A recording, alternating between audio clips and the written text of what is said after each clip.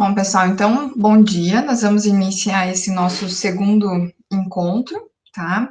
Então, como já está gravando, eu vou pedir para vocês colocarem o nome de vocês ali, preferência nome completo, um dos sobrenomes, para nós lançarmos a frequência, ok? Depois, quem não está agora ao vivo, nós conseguimos lá pelo AVA, tá? O AVA é cheio de ferramentas de gestão, então nós, professores, conseguimos saber se vocês assistiram ou não, tá bom? Então, tem tudo que vocês fazem lá no AVA fica registrado, tudo que vocês acessam, tá? Então, a gente consegue descobrir o que vocês visualizaram ou não, tá bom?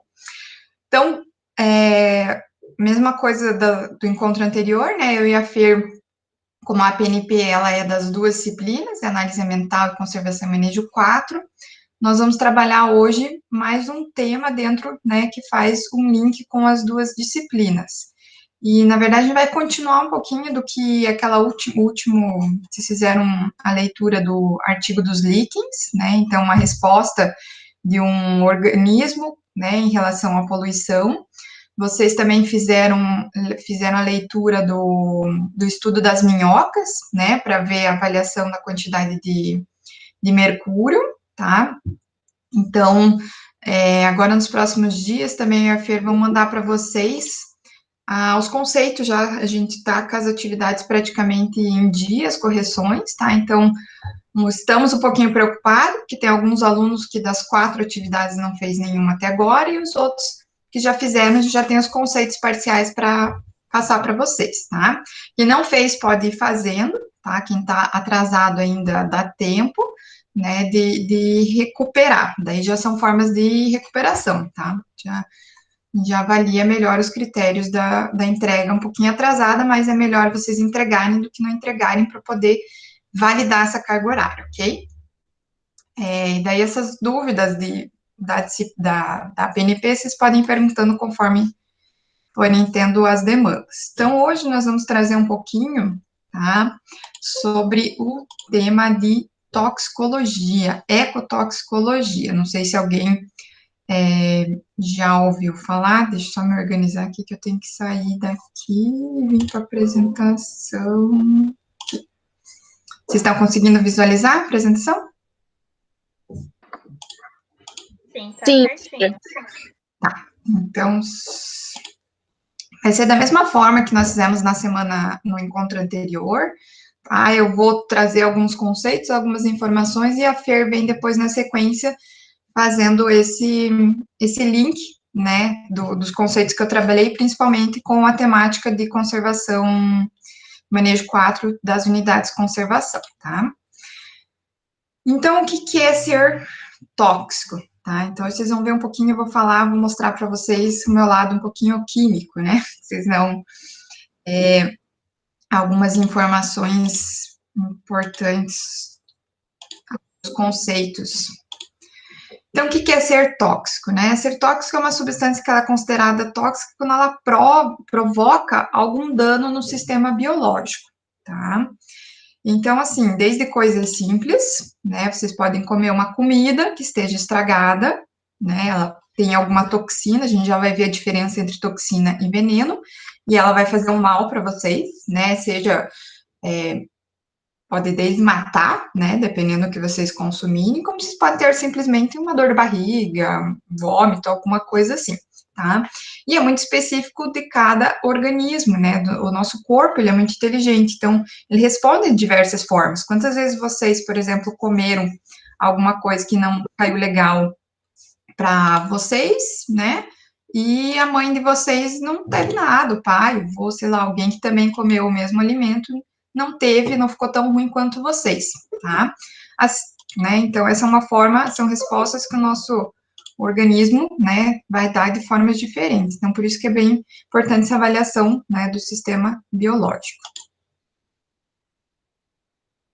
Então, como que elas podem agir, todas essas substâncias tóxicas, né, de diversas maneiras. Então, elas elas vão perturbar o metabolismo, tá? Então, às vezes pode ser, por exemplo, uma comida que você comeu e não ficou bem, ou um remédio que você toma e tem uma dor de cabeça, uma outra reação, né, às vezes se toma alguma coisa, né, então, por exemplo, as drogas, né, elas vão perturbar o metabolismo nesse sentido, então, quando você consome o usuário de drogas, ele tem várias respostas, né, conforme a droga que você usa, o efeito vai ser diferente, mas todos esses efeitos se concentram, né, de alguma forma, ou você vai ter muito sono, ou você fica muito ligado, muito pilhado, você pode ter reações na pele, você tem várias formas, né, que vão acontecer no teu corpo. Muitas vezes, isso que é o grande perigo das substâncias tóxicas, né, elas afetam o sistema nervoso, né, a gente vai falar um pouquinho depois ali do mercúrio, por exemplo, né, que afeta o sistema nervoso central, então, as consequências são muito severas, muitas vezes irreversíveis, né, então, o uso dessas substâncias tóxicas vão sempre causar um efeito negativo, né, então tem que ter esse cuidado. A gente pode utilizar substâncias tóxicas, né, no sentido positivo, né, por exemplo, os remédios, né, se toma, só que tudo tem que ter uma dosagem, um estudo prévio para não ter esse retorno negativo, tá? Aqui outro também seriam as causas das mutações genéticas, né, a possibilidade, né, o desenvolvimento do câncer, né, então vocês devem acompanhar, o câncer tem N estudos, já N comprovações, que muitas substâncias tóxicas causam câncer, né, aí a gente pode fazer o link com os agrotóxicos, né, então tem muito estudo aí de agrotóxico que já foi comprovado, né, o desenvolvimento de câncer, tá, então são as alterações, né, que essas substâncias tóxicas podem causar no nosso organismo. E uma bem preocupante, né, é a má formação dos fetos no nascimento, né, então por isso que se fala tanto nesses cuidados que uma gestante tem que ter de não consumir álcool, uma gestante não pode fumar, não pode consumir nenhum tipo de droga, vocês já devem ter ouvido falar até que tem que cuidar, principalmente às vezes com comer alimentos crus, né, por exemplo, não se fala, não é recomendado que uma gestante coma salmão, sashimi, sushi, eu nem sei a diferença porque eu não gosto nenhum dos dois, não gosto de peixe cru. Então, porque eu posso ter mercúrio, posso ter vários metais, né, ali concentrados, né, e por meio da cadeia alimentar eu vou ter, né, esse consumo, e isso pode, sim, afetar o nascimento, a formação, tá? Então, existe um período bem importante da gestação que você tem a formação ali do tubo. Inclusive, a mulher toma diversas vitaminas, né? Por exemplo, ácido fólico, pensando na formação do tubo neural, que é aqui a parte onde vai dar origem ao sistema nervoso. Então, todo esse cuidado, né? Então, desde quando nós somos gerados, né? Nós já estamos expostos às substâncias tóxicas, tá? Então, tem que ter todo esse cuidado pensando, né, nesses efeitos. A ciência ainda está estudando muita coisa, mas já tem muitas comprovações científicas desses efeitos tóxicos no nosso corpo, tá? Então, aqui dois conceitos, né, importantes, talvez vocês já tenham ouvido falar e achem que é a mesma coisa. Então, veneno e toxina. Então, o veneno, ele é um termo geral, né, usado para qualquer substância tóxica que seja de origem sintética ou natural, né, então a palavra veneno já vem lá dos primórdios, Aristóteles já fazia alguns estudos, né, com venenos. E a toxina, ela é de origem biológica, tá, a toxina, ela é produzida por uma glândula, então essa é a diferença, né, então, por exemplo, eu posso ter um alimento estragado, por exemplo, ele vai ter uma toxina, que foi produzido ali, provavelmente algum fungo, alguma bactéria, produziu essa toxina, né, que é o que vai fazer mal para nós, tá? Então, isso é bem comum, né, por exemplo, nos alimentos, quando a gente não tem cuidado na manipulação, cuidado no armazenamento, por exemplo, agora que está muito calor, né, pode favorecer o desenvolvimento de algum fungo ou bactéria que pode dar origem a uma toxina. O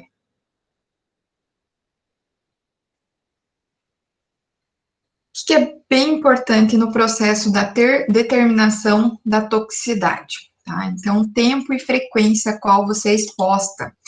Aqui, quero lembrar vocês, talvez, não sei se alguém faz estágio em algum local que receba adicional de insalubridade, por exemplo. Então, muitos trabalhadores, eles estão expostos, seja de forma no estado físico, líquido, gasoso, a substâncias tóxicas, né, que são consideradas pela legislação, e elas recebem um adicional. Por exemplo, não sei se alguém tem alguém da família que trabalha com radiologia, né? E muitas vezes a aposentadoria, o tempo de trabalho desse profissional também é diferenciado, porque ele está ali exposto, né, a um determinado tempo. A gente até brinca, por exemplo, que químico tem a vida mais curta, né? Porque os químicos trabalham no laboratório, professora Priscila, que está ali exposto, né? A gente trabalha com fenol, trabalha com diversos compostos que hoje já tem comprovação de toxicidade, né, severa, né, podendo causar câncer, ou até mesmo matar, às vezes um acidente ali que vaze alguma coisa. Então, esse tempo e a forma, né, que a pessoa é exposta, então, por isso que muitos empregos, as pessoas recebem, a gente chama isso de adicional de insalubridade, porque o funcionário, ele está ali exposto muitas horas do dia, né, então, a gente vai ver que tem uma diferença quando é exposto uma única vez e exposto com frequência, a esse composto, por exemplo, fica inalando algum material tóxico, tá?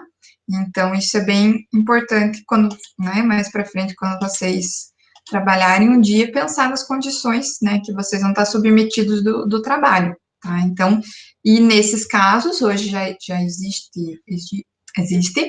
legislação, né, então você recebe um adicional de insalubridade que vai, né, na verdade é uma forma de pagar um a mais, né, digamos assim, mas isso não te livra do risco, né, só para dizer assim, ó, você está sofrendo risco, então você está recebendo um pouco mais por esse risco que você está sofrendo. Ali no Porto tem N profissionais ali que estão expostos a diversos riscos desses, né, então recebem, talvez, pai, mãe de vocês, algum parente que trabalhe, que esteja ali recebendo esse adicional de insalubridade por causa desse risco que o funcionário corre, tá?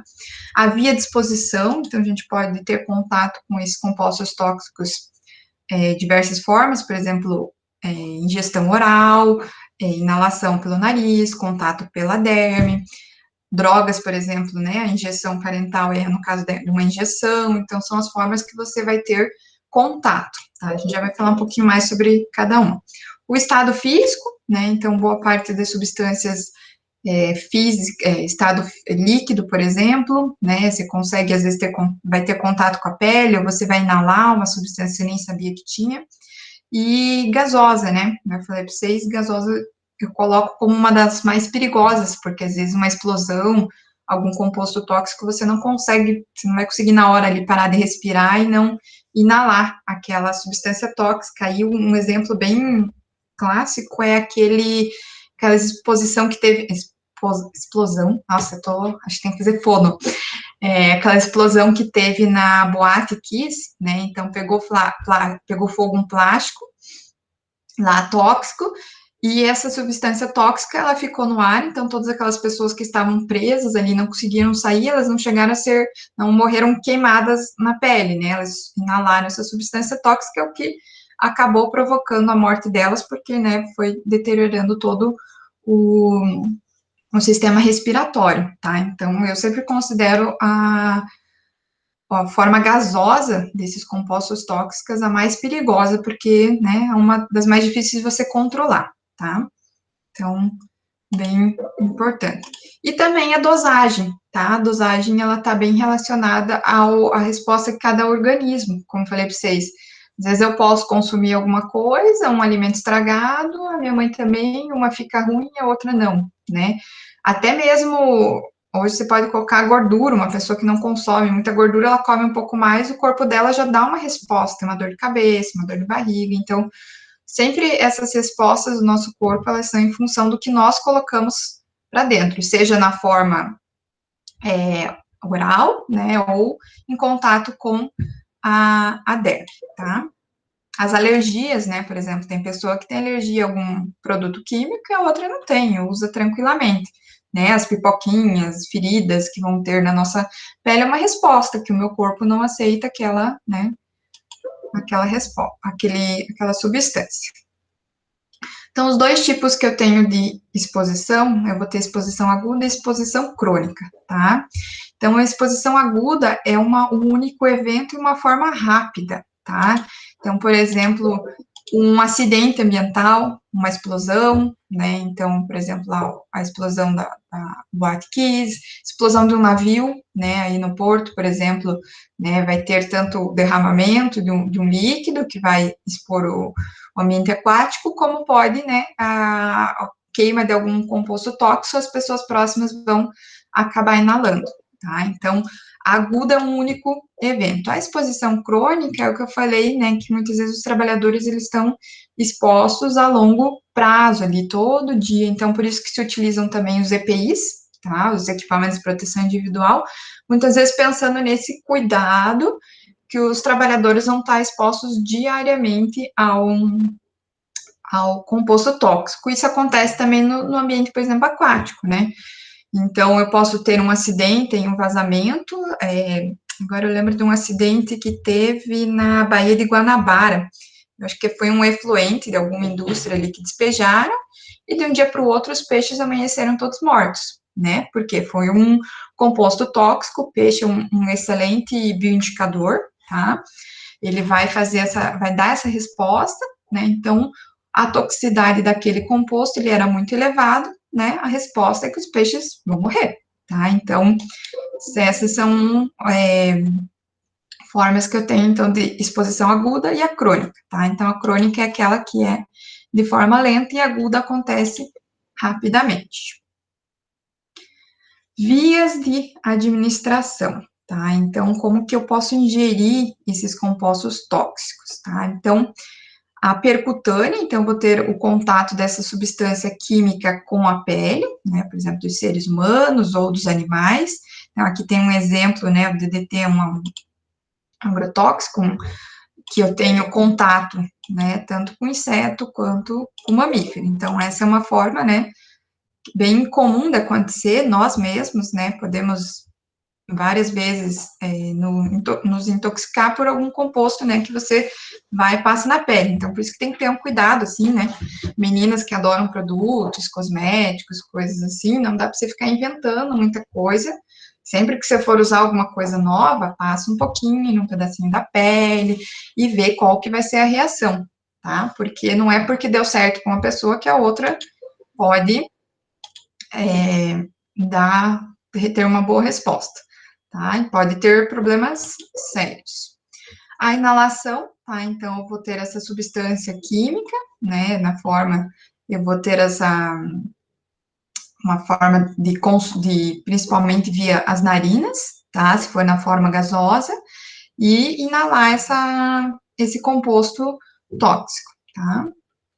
E a forma oral, né? Então, a forma oral tem que ter muito cuidado, tá? Então, principalmente aí eu coloco a questão dos remédios, a gente também não pode ficar consumindo, por exemplo, remédio, não deem remédios desnecessários para os bichinhos de vocês, porque pode justamente acontecer isso, você toma uma dose, tá? Existem vários compostos que eu tenho doses recomendadas, então por isso que quando a gente vai no médico, ele fala um comprimido a cada 8 horas, tá? Porque se você tomar mais do que isso, né, é muito perigoso, né? Então, já aconteceu, né, acontece, vocês já devem ter visto as pessoas que às vezes tomam uma caixa de comprimido, tá? O que acontece com essas pessoas? Elas têm que ir imediatamente para o hospital e eles fazem uma lavagem intestinal, tá? Então, você retira lá tudo que foi colocado, né, porque realmente a resposta de alguns medicamentos, né, ela é muito perigosa e não sabemos, então não pode fazer isso, sempre tem que ter esse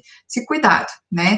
Nunca a gente toma nada que a gente não sabe, né, isso a gente fala bastante lá no laboratório de química, né, não vai cheirar nada, não vai. Um copo transparente pode ser ácido sulfúrico, ácido clorídrico, né? Pode queimar todo o trato intestinal de vocês, né? Desde aqui da garganta já começa, tá? Então, tenham bastante cuidado com a ingestão de substâncias que não têm conhecimento, tá? Mesma coisa derramar, gente, não vamos pegar uma coisa que vocês não sabem e joga na terra, joga na planta, tá? O mesmo mal que faz para vocês vai fazer para as plantas também, tá? Então, por isso que, por exemplo, despejo de esgoto, né? O esgoto doméstico, a gente viu lá em... Vocês não fizeram saneamento comigo, né? Mas eu posso... Fazendo biquinho, Maria. Está na minha licença. Estiveram com o Felipe. O esgoto doméstico eu posso utilizar, né? Uma forma lá de despejo de esgoto doméstico, uma residência, se ela estiver muito afastada, eu posso fazer o descarte numa horta, por exemplo, só que eu tenho que ter o cuidado do que eu tenho naquela horta, que eu já comentei isso com vocês, né? Não vou plantar alface e jogar esgoto como forma de irrigação, tá? Lembra lá que no esgoto eu tenho coliformes fecais que vão ficar ali no meu alface e eu vou comer um alface contaminado com coliformes, tá? Não vai ser nada perigoso, né, de mercúrio, por exemplo, né, então tem que ter esse cuidado. Posso colocar numa área ali que é gramado, que ninguém, tem criança que brinca? Não, então não coloca. Mas se é uma área só que é para correr, jogar futebol, sei lá, alguma coisa assim, pode fazer esse descarte, tá? Então, por exemplo, hoje se trabalha muito com os cuidados dos compostos tóxicos presentes no esgoto, tá? Como falei para vocês, nesse caso aí da Baía de Guanabara, vários outros locais, né, do mundo, o pessoal despeja em qualquer lugar no esgoto, o que pode ter, né, principalmente se for de origem industrial, algum composto tóxico que vai acabar afetando todos os organismos que tiverem ali. E a mesma coisa vai acontecer para o solo, tá? Então, não posso ir lá simplesmente derramar, colocar num terreno baldio, né? Infelizmente, a gente tem essa prática, essa cultura aí bem antiga de jogar nos terrenos, né? Então, nós temos muitas áreas hoje contaminadas por causa dessa prática aí que nós descarte num terreno, tá? E ali, se for, dependendo do composto, um metal pesado, por exemplo, fica forever, né? Acumula para o resto da vida ali, tá? E a última é a forma parental, tá? Então, lembrando que aqui a forma oral, ela é bem importante por causa da cadeia alimentar, tá? Então, eu tenho uma figurinha aqui que eu vou mostrar, depois a Fer também vai mostrar esse processo de acumulação. Então, começa lá no fitoplâncton, os peixes menores, os peixes maiores, nós consumimos esses peixes maiores, né, e acaba que esses principalmente os metais aí, eles vão acabar passando de um organismo para o outro, né, e acaba aumentando mais a quantidade, né, porque um peixe maior come vários peixes menores, nós comemos vários peixes, então acaba juntando tudo aqui no nosso organismo, né? E a principal forma de distribuição aí vai ser pela cadeia alimentar. E a última forma é via parental, tá? Então aqui se utilizam agulhas, né? Por exemplo, para os remédios, para drogas, formas, né, que você coloca diretamente na corrente sanguínea, tá? Muitas vezes é importante, às vezes é a forma de você retirar você usa uma outra substância para neutralizar essa que você consumiu, mas no geral ela rapidamente se distribui, né? Corrente sanguínea no nosso corpo, você vê, já está em tudo.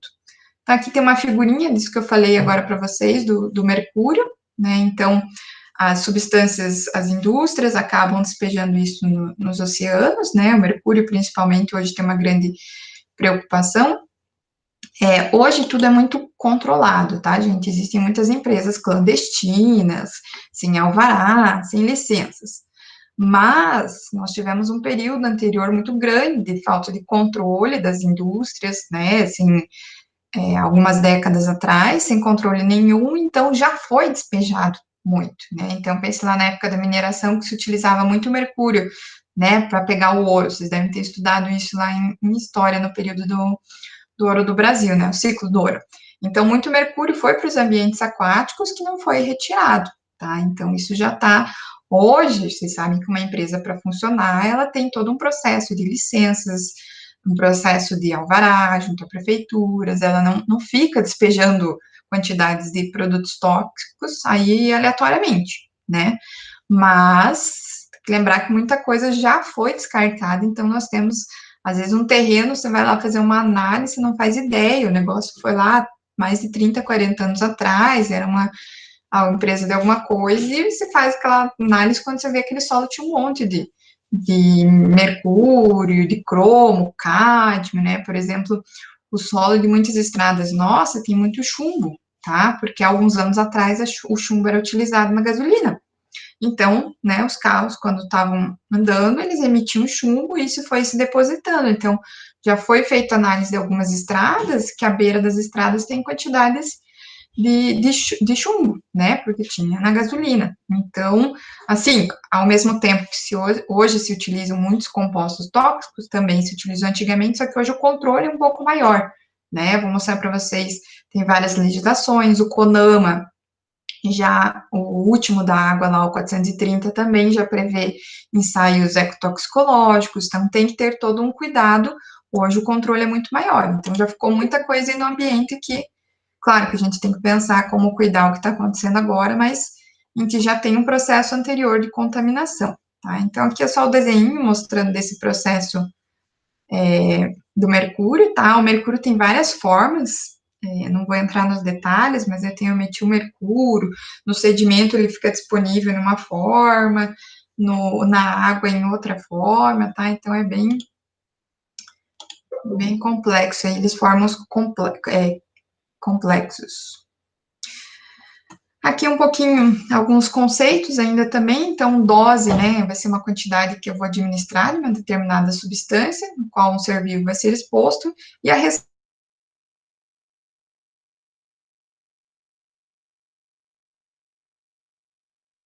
tem a crônica, e aqui nesse canto esquerdo foi uma tabelinha de um estudo, tá? Então a gente pensa assim, que substância, quais substâncias são tóxicas? Eu diria que N substâncias são tóxicas, tá? Aqui que considera a quantidade. Vocês podem ver que a primeira coisa que tem ali é açúcar, tá? Então, aqui uma determinada quantidade de açúcar, ela pode ser tóxica para o nosso organismo, tá? Tudo bem que o nosso organismo vai acostumando, né? À medida que você tira o açúcar, você fica, muda. O que fica preto, Maria, minha tela? Eu não sei se você tá mexendo em alguma guia, alguma coisa assim, e daí do nada fica preto os slides, daí você volta para eles, daí volta os slides. Eu tava escrevendo no chat, Jo, eu acho que você tá voltando para a tela do Meet, né? Enquanto explica. Por isso. Eu acho que quando você volta para a tela do Meet, ele fica preto, mas daí ele volta, tá dando para ver, assim, só que ele só não fica na tela. Tá, eu vou tentar, é que eu gosto de ver vocês. De ver, né? Pois é. Ainda mais com a Maria aqui também, tá? Você também, daí parece que eu sou... É muito estranha essa história de ficar aqui sozinha. Não se sentir tão sozinha, né? Parece que eu tô falando aqui para as paredes, então... Tá, mas eu vou tentar ficar só mais na apresentação para não ficar mudando muito. Então, ó, as substâncias, tá? Esse estudo aqui, ele mostra a quantidade da substância em função do nosso peso, tá? Então, por isso que se fala muito daquela, os mais gordinhos aguentam um pouquinho mais, né? Porque está relacionado ao peso que você tem. Muitas substâncias, o efeito, né, ela vai ser diferente em função do peso. E aqui, por exemplo, ali, ó, tem o álcool, né? Então, porque você fala, eu tomei a mesma coisa que ele, né? Cada um tomou uma latinha de cerveja, um ficou cozido, o outro não, né? Por quê? O corpo de cada um, em função da sua massa, né, principalmente, vai ter uma resposta diferente, tá? Aqui, ó, as substâncias que tem o sal, né? O sal é a mesma coisa, o corpo tem gente que come uma comida, nossa, super salgada, outra não. Não sente essa diferença. O café, por que tem pessoas que conseguem tomar café antes de dormir e tem pessoas que, nossa, o último café no máximo 4 horas da tarde, senão ela realmente perde o sono. Então, o efeito das substâncias, né, em geral, elas vão ser diferentes, tá, em cada organismo. Isso daqui é só um estudo, tá, ali ó, tem até nicotina, arsênio, ali no final a toxina botulínica, que é o botox, né, o efeito que vai ter em cada um em relação ao peso de cada um, tá? Mas é um estudo ali. Vocês vão ver que ali em cima está escrito DL50, tá? O que é DL50? Esse é um conceito importante dentro dos estudos que a gente faz com os organismos, né, os efeitos tóxicos. Então, DL é dose letal em 50% da população estudada. Significa o quê? Que naquela quantidade, aquela concentração, a partir daquela concentração, 50% da população morre, tá? Então, existem substâncias que a DL50 são baixíssimas, né, enquanto outras são bem superiores em função do seu efeito tóxico, tá? Aqui, só para lembrar que nós temos um órgão que é importantíssimo nesse sentido, pensando a questão da toxicidade, que é o nosso fígado, né? Então, por isso que as pessoas que bebem muito, elas acabam sofrendo muito, né? O fígado delas, né, acaba sendo totalmente destruído. O fígado é o nosso órgão que tem esse poder, né, digamos assim, de recuperar e eliminar rapidamente, tá? Uma determinada substância tóxica. Então, por isso que muitas vezes é bem comum uma pessoa comer, eu como exemplo, eu não consumo tanta gordura, então se eu comer um monte de pastel frito, por exemplo, eu vou ficar ruim, vou ficar uma dor de cabeça, que é uma resposta do meu fígado àquele excesso de gordura que eu estou consumindo, tá? Então, claro que o estômago também, ele tem algumas respostas, né, em relação, por exemplo, aos alimentos, mas o fígado, ele tem esse poder, né, digamos, de filtrar, de sintetizar, de várias formas, essa substância tóxica que nós consumimos, tá? Então, ele é um órgão bem inteligente nesse sentido. E aqui, né, então, eu fiz só esses conceitos, essas informações referente à toxicologia. Agora a gente vai entrar um pouquinho, né, fazer essa relação dos efeitos dos compostos tóxicos com o meio ambiente, né, que nós chamamos de ecotoxicologia. Então, é a ecologia junto com a toxicologia, tá? Então, é o estudo dos efeitos de uma ou mais substâncias numa população ou comunidade de organismos, ok? Então, um pouquinho do histórico, tá? Esse termo, ele é bem recente, ele foi criado lá em 1969, tá? Foi assim, já existem estudos, registros de estudos anteriores, tá? Por exemplo, Aristóteles já fez um estudo de compostos tóxicos na água, mas de forma mais, digamos, robustas, não tinha esse conceito que tem todas essas, como posso dizer, essa organização que tem hoje, né? Então, lá o primeiro registro, né, que a gente tem é lá de 1816, tá? Que foi feito, se tem registro, né, de insetos com insetos aquáticos, né? Então, essas substâncias tóxicas, né? Então, vocês já devem ter visto em filme, desenhos, livros antigos, né? Então, se utilizava veneno, né? Substâncias tóxicas para matar as pessoas, então, não são coisas, já sabiam que existiam substâncias tóxicas que faziam muito mal para as pessoas, né? Então, é uma coisa bem antiga e já na época dos. Aí, em 1930, né, foram implementados alguns testes, tá? Então, aqui no Brasil, principalmente, né, começam os primeiros registros, né? O objetivo era ver, né, quais eram os efeitos dessas substâncias tóxicas nesses, principalmente, os despejos líquidos. E a partir da década de 60, tá? A preocupação com os efeitos prejudiciais de compostos químicos, principalmente sobre os humanos, né, e nos ecossistemas. Então, eu falei, essa avaliação, por exemplo, de ecotoxicidade dos compostos, dos rios, de solo, são estudos recentes, tá? Então, por exemplo, a legislação traz, né, mas são legislações recentes, 2011, 2005, não são coisas muito antigas, não, tá? Aqui é um gráfico, só para vocês verem, de um estudo, né, e aqui eu tenho a resposta, né, a toxicidade na água e o zooplâncton, então ele está abaixo dessa concentração, então eu tenho vários pontos, né, de amostragem, e tenho aqui a espécie que eu tô fazendo a avaliação, tá? Como que vai ter essa resposta. No geral, né, a gente não faz, aqui foca bastante os estudos em laboratório, tá? Por quê? Eu consigo fazer, né, esse ambiente, ele vai ter um controle, tá? Então, o estudo de ecotoxicologia no ambiente, ele é um pouquinho mais, exige um pouco mais de cuidado. Então, primeiramente, são feitos vários estudos, a gente chama de estudos de validação, né? Eu faço no laboratório vários testes.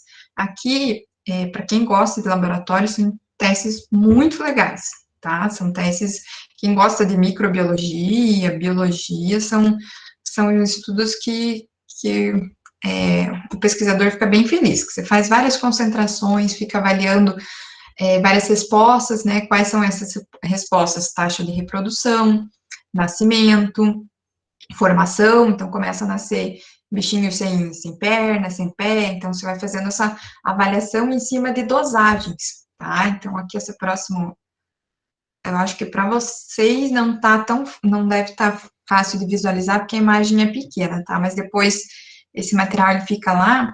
O que eu tenho aqui? Então, isso ele mostra bem como que é feito esse ensaio em laboratório. Então, eu tenho uma concentração lá em cima, tá? Então, 100, 62, 56, 37, 22 e 0 é a concentração no meu efluente tóxico, né, ou da minha substância. Então, eu posso, por exemplo, ir lá e pegar o esgoto ali antes dele ser tratado na ecticominese, ali perto do IF, né? Então, vou lá antes dele entrar no sistema, eu vou lá e faço uma coleta desse esgoto e vou levar para o laboratório. E trabalho com essas concentrações ali que eu coloquei, por exemplo, de exemplo, né? Vou colocar meu organismo teste, então, um organismo teste bem interessante é a Daphnia, tá? Que é a gente chama de pulga d'água, é essa aqui, ó. Deixa eu mostrar ela aqui, tá? E vou levar o texto que vocês vão ler depois da nossa aula, para essa semana, ele vai justamente fazer essa análise, tá? É um artigo que vai avaliar a toxicidade da água e do sedimento da bacia de um rio, tá? E eles usam na água esse organismo que eu acabei de falar, que é a Daphne. Então, coloco determinadas concentrações e vou avaliar, né? Então, eles estão fazendo essa avaliação aí que eu falei para vocês, 50% dos organismos vão morrer ou não, tá? Podem ver que tem uma cor diferente, tá? Então, aqui eu tenho a resposta. Aqui, o que eu falei que vocês não conseguem visualizar é que essas carinhas, eu tenho carinha feliz e carinha triste, tá? Significa que a carinha triste, o organismo morreu, tá?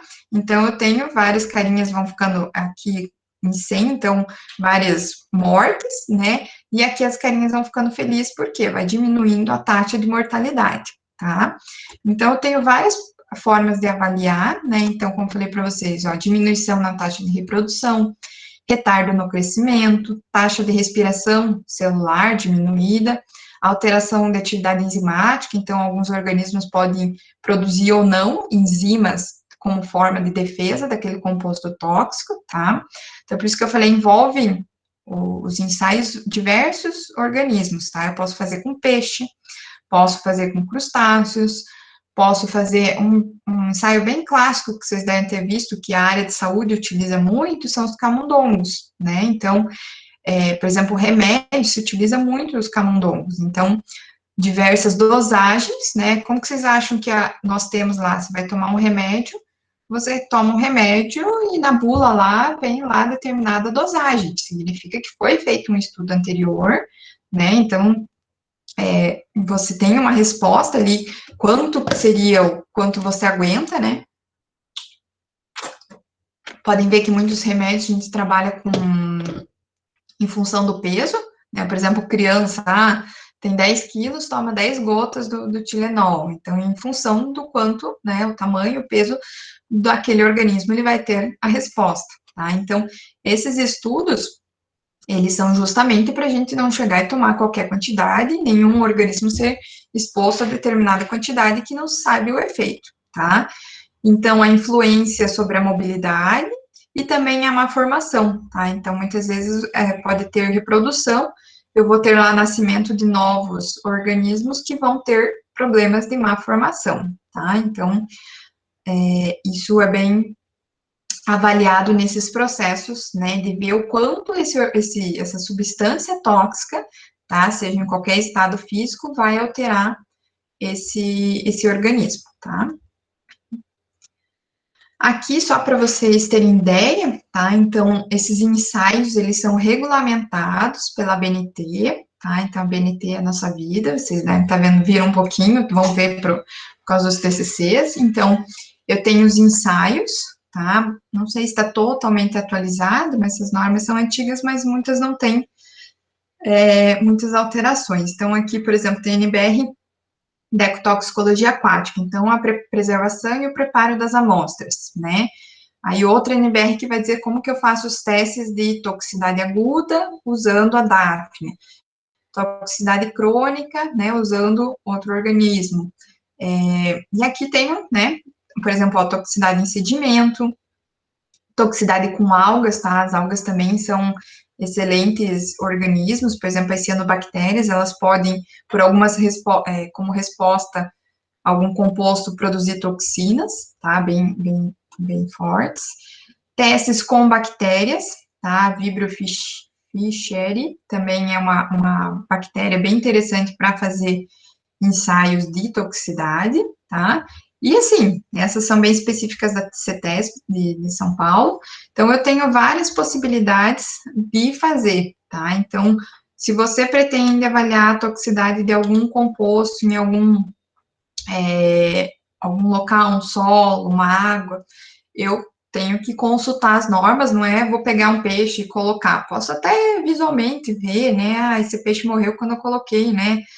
Algumas gotinhas de alguma substância, mas eu tenho tudo isso regulamentado, tá? E hoje já tem muito estudo de substâncias, principalmente mercúrios, agrotóxicos, né? Os agrotóxicos, os estudos acabam se voltando muito para os seres humanos, né? Os efeitos que esses agrotóxicos fazem no nosso corpo, então, por isso se fala muito nesse cuidado, procurar consumir o mínimo de agrotóxico pensando nesse efeito, porque muitos agrotóxicos, eles ainda não têm comprovações, então vai ser a longo prazo, as próximas gerações que vão estar dando essa resposta, tá? Então, o estudo e a toxicologia, ela está dentro da área de saúde, tá? Uma área muito, muito vasta, que envolve medicamento, né? Então, se alguém aqui for fazer, por exemplo, farmácia, é uma graduação que vai estudar muito isso, tá? A ecotoxicologia, então, pensa na água, no solo, né? Esses efeitos, né? Até a agricultura, né? Você não vai plantar em um solo lá que você não faz ideia, um dia foi alguma indústria, alguma coisa, você faz uma avaliação antes, tá? Então, é um estudo bem amplo que nós temos aí dentro desta área, tá? Eu vou encerrar aqui. Se alguém quiser fazer uma pergunta agora, antes da FIR começar, né, alguma coisa que tenha já quiser fazer, pode fazer, ou manda aqui no chat, senão depois a gente conversa. Eu peço desculpa, é que eu queria ver vocês, depois que ficou aparecendo aí, ó, mudando.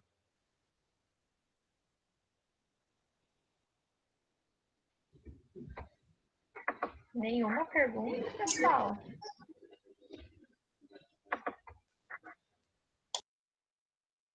Por enquanto, não. Vocês estão muito quietos. Bom, entenderam que não é para usar qualquer substância tóxica em qualquer forma, né? Isso é o recado importante.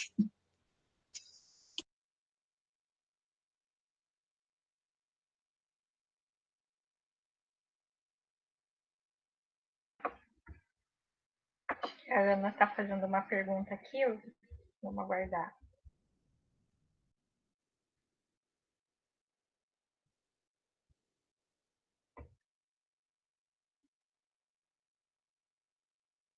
Pessoal, enquanto a Ana está escrevendo aqui no chat, não esqueçam, tem algumas pessoas que entraram depois aqui, quando a gente já tinha começado a gravar, e não registraram o nome ainda no chat, tá? Então não esqueçam de enviar.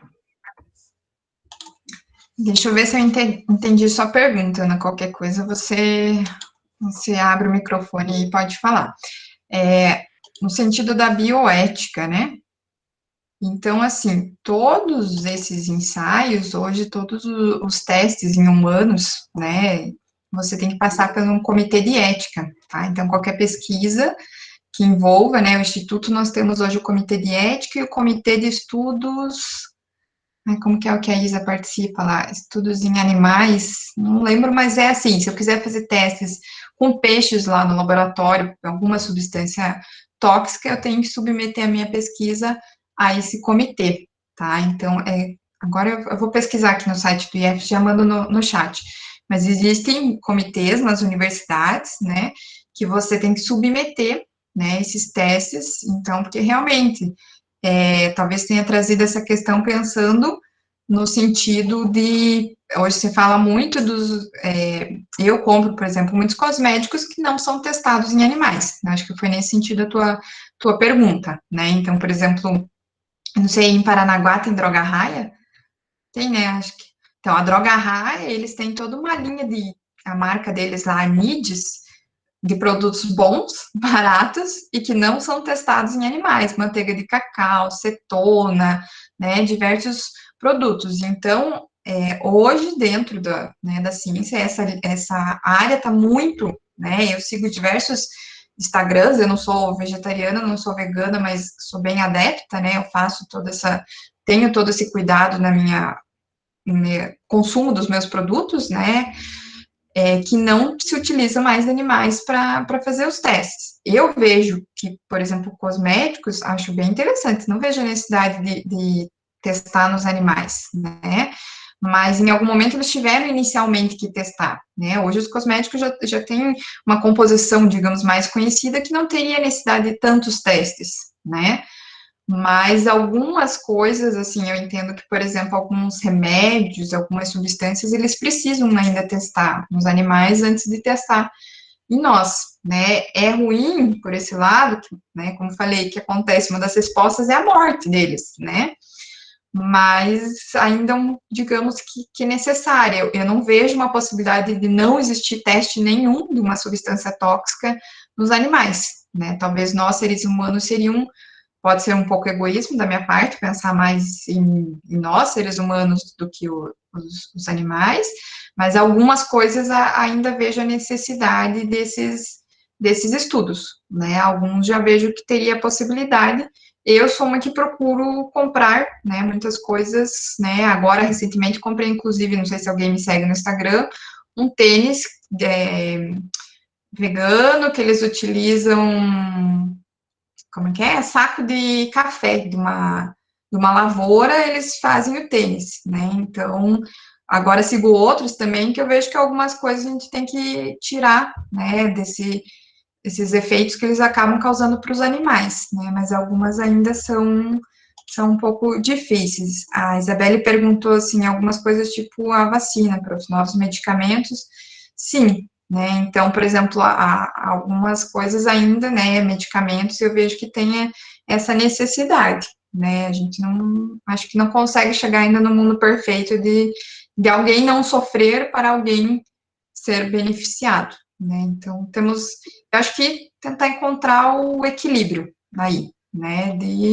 Tipo, que a gente pode consumir que não está testando em animal, o que tem hoje de possibilidades, consumir e divulgar, né, o consumo. Mas outros ainda existem a necessidade de ter alguns cuidados.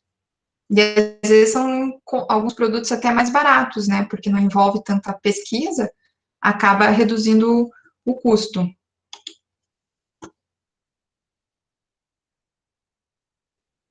É isso aí, Isa. De nada, Anne. Depois que a Fer falar, de repente a gente pode trazer um pouquinho mais desse tema, porque é bem essa ideia de pensar na substância tóxica ou o efeito para o meio ambiente. Tem a pergunta do Léo ali também. Né? Que subiu, que vieram várias, né, dele ficou lá para cima.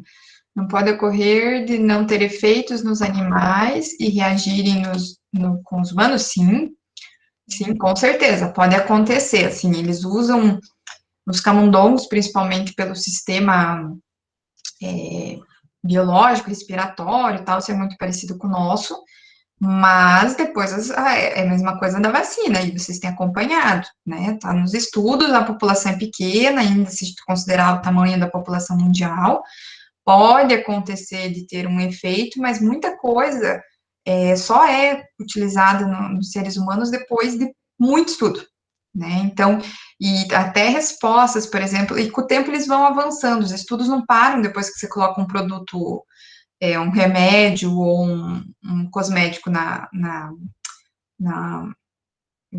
para a população testar, né? Pode ver, muitas vezes vocês não compram um protetor que agora não tem não sei o quê. Eu, por exemplo, era uma pessoa que sempre teve alergia quando era criança, só usava sandal, porque os outros protetores tinham taba, um negócio que eu, nossa, ficava tudo empipocada. E com o tempo eles tiraram esse produto. Hoje eu posso usar qualquer protetor solar, que não me faz mal, né? Então, os estudos não são limitados, né? Não é só quando eles vão colocar um produto novo no mercado, um medicamento, um cosmético, que é o que a gente está falando mais, né? E pode acontecer de tá ok, né? Deu tudo certo com os animais e quando a população começa a usar, né? Então, geralmente eles colocam aos poucos do mercado e vão avaliando, tá? Agora a gente está acompanhando um momento que vai vir uma coisa muito rápida, que é a vacina, tá? A vacina, outras vacinas aí que nós temos, elas foram anos de estudo, né? Eu vejo porque eu, por exemplo, minha carteirinha de vacinação, ela é miserável perto da carteirinha da Olivia hoje, né? E tem uma diferença de vacinas melhores, né? Por exemplo, hoje o SUS dá a vacina de pneumonia e a rede particular também. A vacina rede particular, ela é mais avançada, ela protege de mais bactérias do que a do SUS, por exemplo. Por quê? Eles conseguem, o SUS, com o tempo, né? Ele tem um prazo um pouco mais lento, mas eles também vão melhorando, né? Não existiam antes vacinas, hoje tem vacinas que não existiam, e aos poucos vão chegando coisas melhores. Então, os estudos, a área da ciência e a saúde não para, né? Então, é isso. Por isso que quando a Zili comenta ali, né, que às vezes tem um medicamento ou um produto que já está há tempos no mercado, né? Será que não seria mais necessário os testes? Mas é por isso, porque eles têm continuidade, eles aprimoram as fórmulas, sempre visando diminuir os efeitos colaterais. Então as pesquisas não param, né? Desde um produto simples aí que pode ser um cosmético, uma maquiagem, algo que é mais supérfluo, até um medicamento, uma vacina, né? Então, por isso que ainda a gente não tem uma tecnologia, algo que, ou talvez um robô, né? Algo que vá substituir os testes em animais, né? Cigarro também. Necessários. Cigarro, a mesma coisa, né? Mesma coisa, eles testam, né? Então, e tanto é que assim, demorou anos, né? Que vocês são mais novinhos, né? Mas a Fer é mais nova que eu. Mas não tão, né, Fer, como eles, mas a indústria de cigarro, antigamente, se vocês pegarem um filme antigo ou conversar, né, com as pessoas, por exemplo, a minha mãe fumava, minha tia fumava, assim, uma geração, né, acima da minha, muitas pessoas fumavam, né, muitas pararam, justamente com toda essa propaganda que eles fizeram, olha, o que acontece, né, realmente hoje, pessoas mais velhas são aquelas que, né, assumiram o vício e não quero nem saber, eu vou fumar o resto da minha vida, né? E dane-se.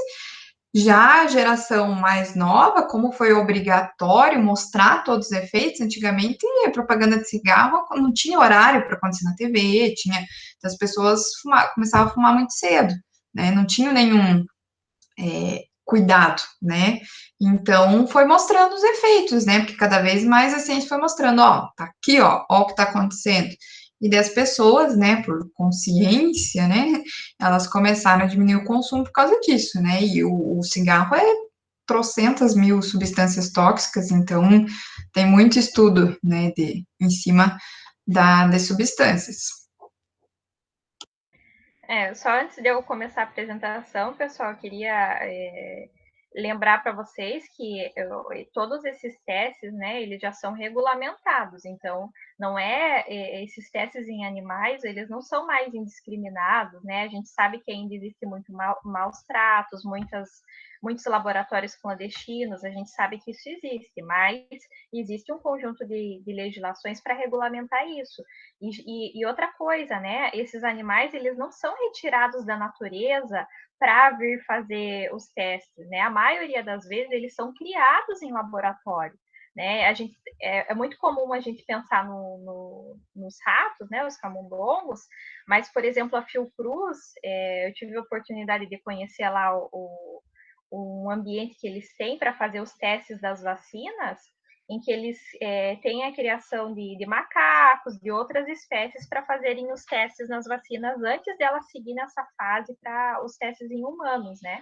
Então, esses animais, eles já são criados em laboratório, não criados em laboratório, né? Eles têm essa reprodução assistida, né? O crescimento e desenvolvimento assistido para poder fazer os testes.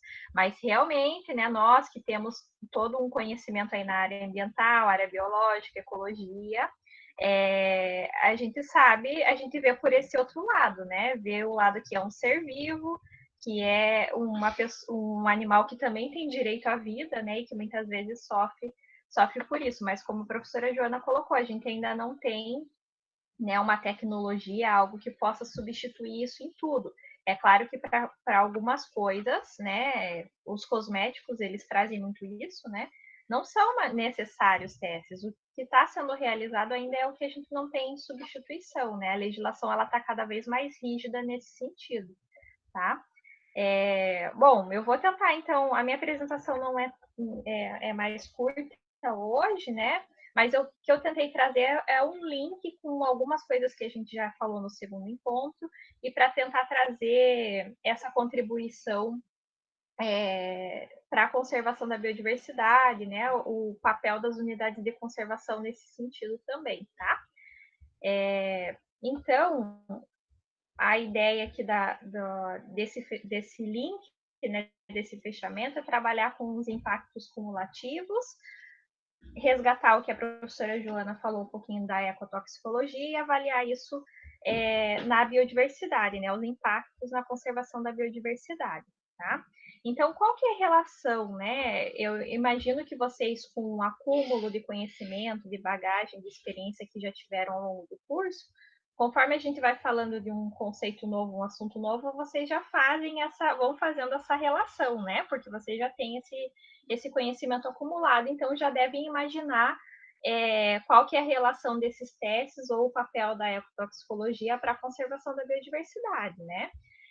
Mas só para a gente tentar, então, apontar aí algumas contribuições, eu separei aqui três contribuições diferentes, né, da ecotoxicologia. Ela vai ajudar tanto a gente entender o estudo das emissões desses poluentes, desses tóxicos, né, e ingresso no meio ambiente. Então, a gente acompanha todo esse processo de distribuição dele, né, desde a fonte poluidora até aquele receptor, que pode ser a água, pode ser o solo, pode ser uma espécie em si, pode ser o ar, até chegar lá nos seres humanos. Então, ele tem esse papel bem importante de a gente entender esse caminho, né, de distribuição aí dos tóxicos. Ele também vai ajudar com os estudos qualitativos e quantitativos, que é um pouco dos exemplos que a professora Joana mostrou, né, dos estudos ali, que ele quantifica a quantidade de determinada substância lá naquele organismo, ou no solo, ou na água, como vai ser o estudo de caso que vocês vão ler para fazer atividade, e os efeitos também no ecossistema como um todo e na saúde humana. A gente vê muito, né, esses efeitos na saúde humana, né, os estudos são bem avançados nesse sentido, mas existem também muitos estudos voltados para as outras espécies, né, que não os seres humanos. Então, a biologia, né, os biólogos, os médicos veterinários, eles também têm essa contribuição para avaliar esses efeitos nas outras espécies que não seres humanos, né? Então, todo esse campo, essa área da ecotoxicologia também vai avaliar isso, né? E um terceiro ponto, que é bem importante, é a questão do ingresso e destino desses poluentes na biosfera, depois como que ele se dispersa, né? E como que ele vai se agregando, vai se acumulando nas cadeias alimentares, né? Como a gente já viu ali na figura que a professora Joana mostrou, da questão dos peixes, que também é muito comum a gente avaliar isso. Eu não lembro, eu não sei se vocês já viram isso ao longo do curso, né? Porque eu não trabalhei com vocês a educação ambiental. Vocês tiveram, acho que, com a professora Isabel, mas vocês já ouviram falar do livro Primavera Silenciosa em algum momento, eu imagino, né? Se vocês não ouviram, podem dizer aqui no chat, daí eu falo um pouquinho com mais detalhes sobre ele. Mas eu imagino que algum professor já deva ter comentado com vocês. O que eu trouxe? A Ana já me confirmou que vocês viram em algum momento. O que eu trouxe aqui o exemplo, né, para a gente lembrar da Raquel Carson, dessa pesquisadora que publicou o Primavera Silenciosa. Vocês viram ali que a professora Joana mostrou um histórico dos conceitos e que o próprio conceito da ecotoxicologia, ele é relativamente recente, né? De 1969. Foi bem nessa época que a Raquel Carson publicou o Primavera Silenciosa. Vocês devem lembrar que o Primavera Silenciosa é um livro muito, assim, considerando um livro denúncia, né? Porque a partir dos estudos científicos, né, com metodologias científicas, a Raquel Carson ela conseguiu comprovar cientificamente os efeitos dos agrotóxicos na saúde humana e na saúde dos ecossistemas. Então, tem muitos especialistas, né, da área e que estudam aí a própria ecotoxicologia, que dizem que a Raquel Carson foi uma pioneira nesse sentido, né? Porque ela extrapola, então, os efeitos no caso dela, ela estudou os agrotóxicos, ela extrapola esses efeitos a um único organismo, né? Ela não avalia como era antigamente, pegava lá uma espécie, né, um ser vivo, uma espécie qualquer, principalmente a biologia e a ecologia, que já eram bem mais avançadas nessa época, fazia um estudo específico daquela espécie. A Raquel Carson trouxe essa visão sistêmica, que é a visão do técnico meio ambiente, do gestor ambiental, da área ambiental como um todo, né? Em que a gente precisa avaliar não só os efeitos em um indivíduo, mas em todo o ecossistema. Por isso que eu trouxe aqui para a gente relembrar, né, o exemplo dela, porque ela está bem dentro desse contexto, né? Ela conseguiu fazer esse link da toxicologia com a ecologia, né? Que na época estava começando a ser estudado, o conceito estava começando a ser desenvolvido e os estudos já existiam, né? Alguns estudos, como vocês viram ali na apresentação anterior, no histórico, mas ela publica isso. Até por isso, né? Por revelar esses efeitos sistêmicos e também começar a trazer indicativos desse acúmulo dos tóxicos na cadeia alimentar, é que a Raquel Carson foi tão perseguida, né, e foi ameaçada, sofreu aí censura do seu livro, porque ele realmente era um livro denúncia, né? Então, até então, a gente não tinha tantos estudos que traziam essa visão sistêmica, e a gente começou a ver que o uso indiscriminado de agrotóxicos, ele não prejudicava só a determinada espécie lá nas lavouras, né? Não eram só os insetos que estavam morrendo, mas o trabalhador que estava usando agrotóxico estava se contaminando, depois esse agrotóxico estava ficando no corpo e passando pelo leite materno e assim por diante, né? Então é legal a gente ir fazendo esse link com as coisas que vocês já aprenderam aí ao longo do curso, né? E a importância desse olhar sistêmico. Então, a partir disso, vocês devem lembrar também, né, que a Primavera Silenciosa foi um marco, né, mas que a gente começou a ter essa noção de que os impactos, eles são cumulativos, né, e a gente precisa ter esse olhar integrado, né, dos empreendimentos, das atividades poluidoras, porque eles vão se acumulando.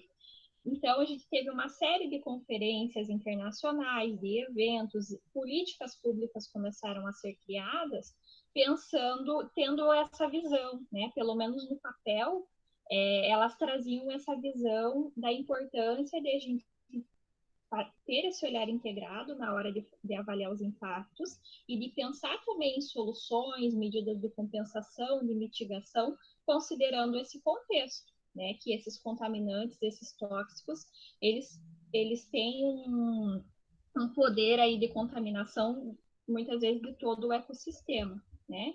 Então, surgiram várias políticas ambientais, mas se a gente for pensar aí numa linha histórica do tempo, elas também são relativamente recentes, né? Nossa Política Nacional do Meio Ambiente, ela é da década de 80. A professora Joana falou para vocês, as legislações, as resoluções do CONAMA, as próprias normas ali da ABNT, né, que estabelecem os padrões, né, os métodos para a gente fazer os estudos da ecotoxicologia, eles são dos anos 2000 para cá, são muito recentes. Só que as atividades poluidoras já aconteciam há muito tempo, né?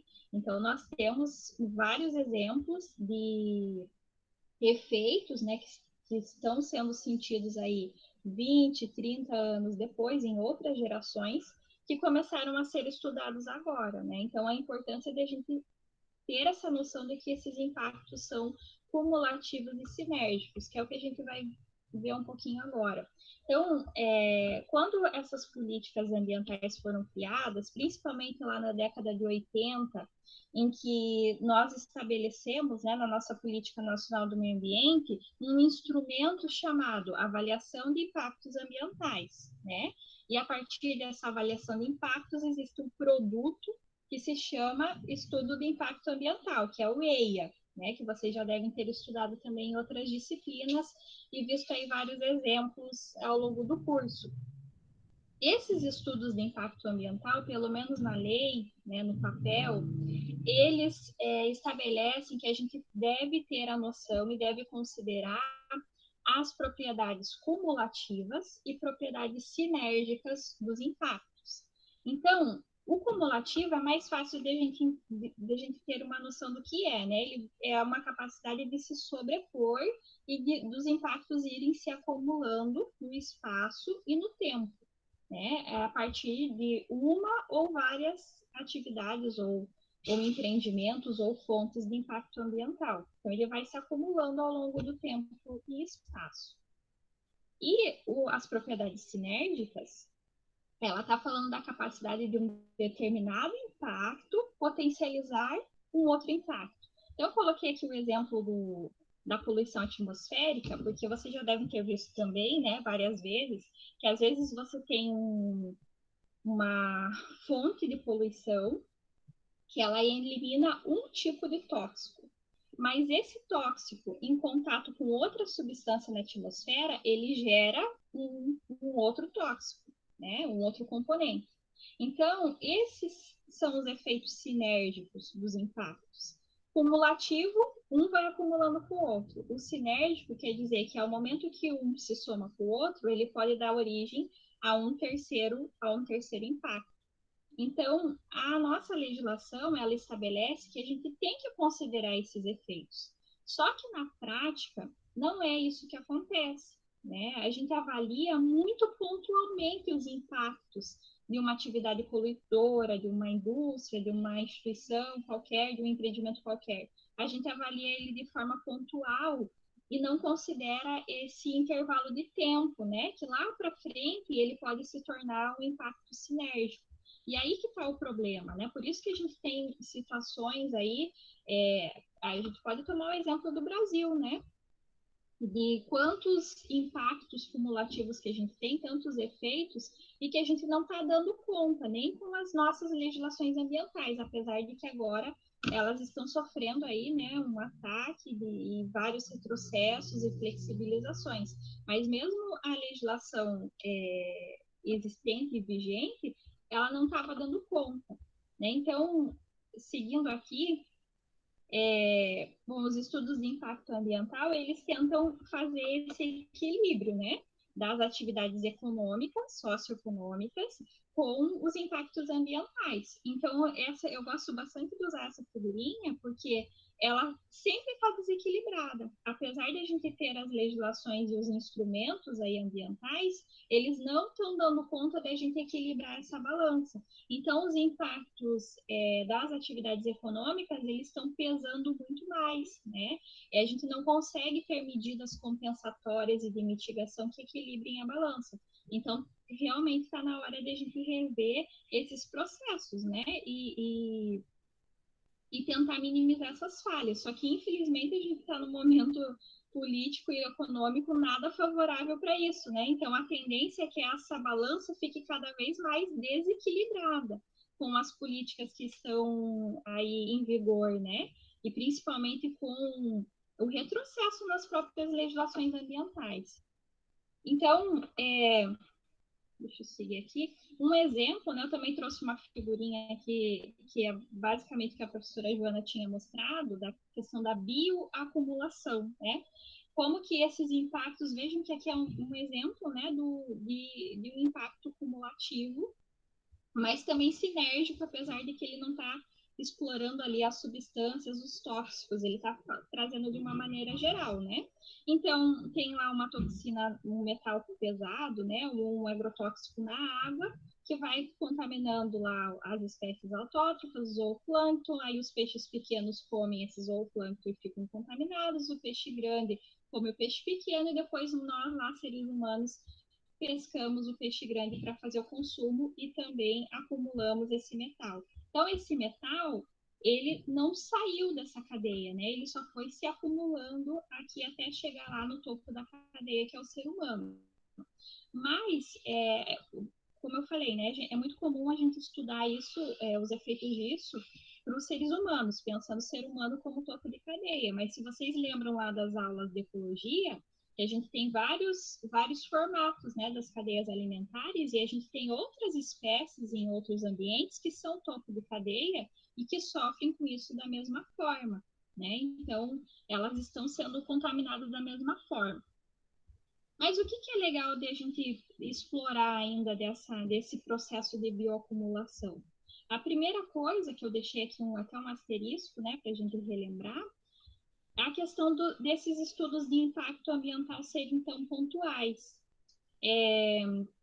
Quando a gente está, por exemplo, fazendo um licenciamento, né, de uma mineradora, e que ela vai utilizar, vai acabar lançando, né, alguma substância tóxica na água, os EIAs, os estudos de impacto, eles tendem a fazer essa avaliação pontual.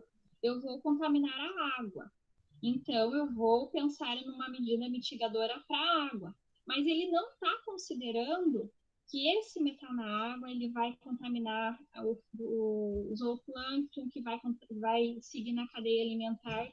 Ele não tem essa visão integrada e sistêmica. Ele atua de maneira pontual. Então, o que acontece? As medidas compensatórias vão ser para aquele impacto pontual na água, né? Pensando nisso, os empreendimentos, eles sempre se tornam viáveis economicamente. Por quê? Porque aí o empreendedor não considera esse impacto sistêmico, ele considera só o impacto na água, tem lá uma medida compensatória na água e ele prefere pagar, ele paga, ele compensa isso e continua com o empreendimento dele. Agora pensem que se esses estudos eles tivessem mesmo, fossem feitos da maneira como a legislação diz, considerando os impactos sinérgicos e cumulativos, ia ter que ter tanta medida compensatória para alguns empreendimentos que ele ia se tornar inviável economicamente, porque ele ia ter que gastar muito mais com medidas compensatórias ambientais, socioambientais, do que o lucro que ele ia ter com o empreendimento. Mas isso não acontece. Por isso que vários empreendimentos super poluidores, né, com tecnologias, nem tem tecnologia, mas usam técnicas tradicionais super poluidoras, eles são aprovados, porque eles estão avaliando de forma pontual os impactos. Um outro exemplo, para a gente entender isso, é muito comum aqui no litoral do Paraná, né? Na região portuária, por exemplo, do Paranaguá. A gente não faz um estudo de impacto ambiental de todas as empresas do porto. A Cataline tem um estudo, depois a TCP vai fazer ampliação do pátio, ela tem um outro estudo, aí vai sair uma nova rodovia, tem outro estudo. Eles são avaliados de forma pontual, né? De forma pontual, vão aparecer impactos pontuais, sem ter essa visão integrada e sinérgica. E aí eles acabam se tornando viáveis e são licenciados. Agora, quando a gente vai ver o contexto do litoral do Paraná, soma isso com o licenciamento da estrada de Pontal, com uma nova ferrovia, com ampliação lá do alguma coisa no Porto de Antonina, aí a gente tem um impacto cumulativo e sinérgico para toda a população e todos os seres vivos aqui no litoral. Tá? Então, aí que está o problema, de a gente não ter essa visão, né? E a gente já tem metodologias para isso, a ecotoxicologia está aí para isso, para ajudar a gente a entender os efeitos. A gente viu ali os 3 pontos, né, anteriormente. Essa dispersão da poluição, como que isso chega no ecossistema e como que ele se acumula na cadeia alimentar. A ecotoxicologia é a ferramenta para a gente entender isso. E isso seria muito importante na hora da avaliação do estudo de impacto ambiental, né? Mas a gente tem essa falha. Uma outra falha, que a partir do momento que a gente vê os impactos pontuais, a gente esquece de todos os serviços ecossistêmicos. Aí vocês vão lembrar do nosso encontro passado, né? Que a gente explorou os serviços ecossistêmicos. Quando a gente fala aquele tóxico, né? Aquele metal pesado, ou o próprio agrotóxico, ele está contaminando uma espécie aqui de peixe pequeno que depois o peixe grande vai consumir, e está falando de forma pontual dos impactos naquele organismo. Só que quando vocês lembram disso, né? Quando a gente desregula a cadeia alimentar e quando a gente desregula o ecossistema. Se esse impacto, né, está causando ali uma infertilidade, por exemplo, nos peixes pequenos, e eles não conseguem mais se reproduzir, a cadeia alimentar toda vai se desequilibrar. Lembram disso, das aulas de ecologia? Mesma coisa com outros serviços ecossistêmicos, né? Você desequilibrou a cadeia alimentar, você vai desequilibrar todo o ecossistema, né? Aí a gente tem uma série de problemas ambientais decorrentes disso. Então, a partir do momento que a gente não considera que os impactos são cumulativos e sinérgicos, a gente não está conseguindo avaliar os impactos nos serviços ecossistêmicos. A gente fica avaliando de maneira pontual esses impactos numa espécie, né, no ambiente específico. Então, vocês, né, que estão tendo essa formação, nós, né, porque eu também sou gestora ambiental, a gente tem esse papel de ter essa visão integrada dos impactos, tá? Então, conseguindo fazer a relação aí com a nossa aula anterior? Então, para ficar um pouco mais claro, eu trouxe um outro exemplo, porque sempre quando a gente vai falar de bioacumulação, se vocês digitarem no Google também, sempre vai aparecer a foto do peixe, né, desse processo do peixe, porque é mais comum, é mais fácil de a gente entender. Só que esse processo, ele acontece com várias outras espécies. E aí eu trouxe um exemplo que é bem grave e de uma região bem perto da gente. Já ouviram falar do município de Adrianópolis, no Vale do Ribeira? Eu coloquei um mapinha aqui para vocês verem, né? A gente está aqui, acho que aparece no cursor aí, né? A gente tem aqui o litoral do Paraná, Curitiba aqui, e aqui mais para cima é considerada a região metropolitana de Curitiba. A gente tem aqui no ponto indicado o município de Adrianópolis, que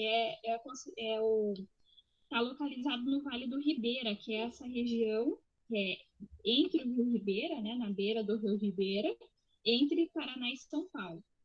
Então, no município de Adrianópolis, a gente teve muito, antigamente, né, muita exploração de ouro, de prata também. Isso lá na década de 30, quando nem existia ainda a Política Nacional do Meio Ambiente, nem existiam as resoluções do CONAMA para avaliação do impacto ambiental. Então, por muito tempo, eles eliminaram o chumbo, né, a partir da sua atividade lá econômica. E esses efeitos do chumbo, eles foram aparecendo décadas depois, né? E agora a gente tem uma série de estudos, tem vários pesquisadores aqui da UFPR e também da USP que estudam esse caso de Adrianópolis. Então aqui, ele inclusive aparece no mapa de conflitos ambientais do Brasil, de tão grave que é esse processo. Então eu retirei aqui alguns trechos, tá? Depois eu posso mandar o material na íntegra. Mas diz aqui que após a prosperidade, né, então os benefícios econômicos da atividade, que geralmente é isso que as empresas vendem, né? Eu vou trazer prosperidade, desenvolvimento para a região. Então, por isso que eles colocaram isso na notícia. Após a prosperidade da exploração do chumbo e prata em Adrianópolis, ficou o passivo ambiental e a contaminação, né? As atividades ainda acontecem lá, mas não é mais para prata, né? Outras atividades mineradoras, mas o passivo ambiental ficou desde lá da década de 30. Então, vocês podem ver aqui que as pesquisas identificaram chumbo no sangue das crianças, né? Então, vejam, gerações já passaram, né, e foram acumulando essa substância, e hoje em dia, nos estudos, no sangue das crianças estão aparecendo em uma quantidade 22 vezes maior do que é permitido pela legislação e considerado seguro para seres humanos. Pensem isso nas crianças. E daí eles começaram, os pesquisadores identificaram isso e começaram a fazer o caminho reverso para entender da onde que estava vindo esse chumbo. E aí eles encontraram chumbo nos ovos e nos legumes e verduras da região.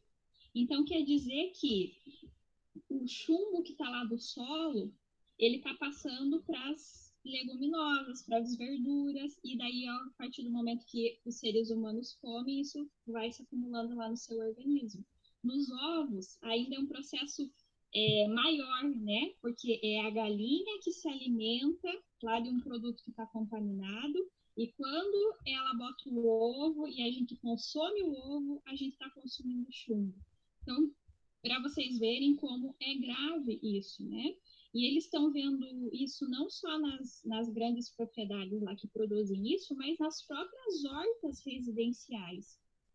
Então, o chumbo já se alastrou pelo município todo. Então, se você faz uma horta lá em casa, os produtos daquela tua horta ali residencial, que você nem usa agrotóxico, você nem usa nada, mas ela tem chumbo, né? Então, esse é um impacto cumulativo e sinérgico que não foi considerado lá na época que a gente estava explorando, né? A prata, o ouro e o próprio chumbo em si.